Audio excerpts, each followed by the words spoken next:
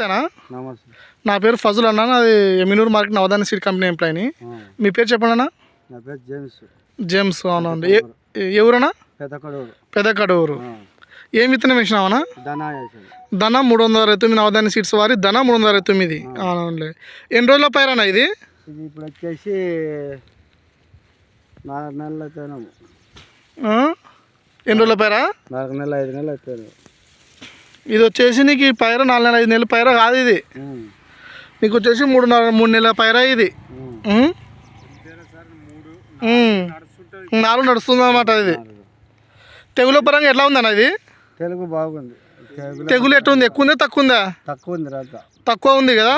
అవునవునులే. అంటే ఏమన్నా వేరే రైతులకు చెప్పొచ్చు అంట విత్తనం గురించి? ఏమన్నా చెప్పొచ్చు. విత్తనాలు ఎక్కడ తీసుకున్నావు ఇవి?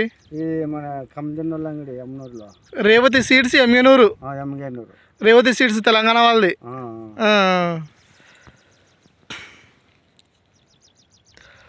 వాళ్ళు ఎక్కువ వచ్చేది తెలంగాణలో వస్తారు. అవునవునవునా.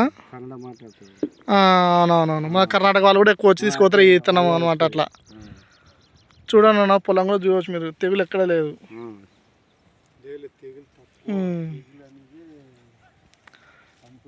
సరే ఉంది అన్న.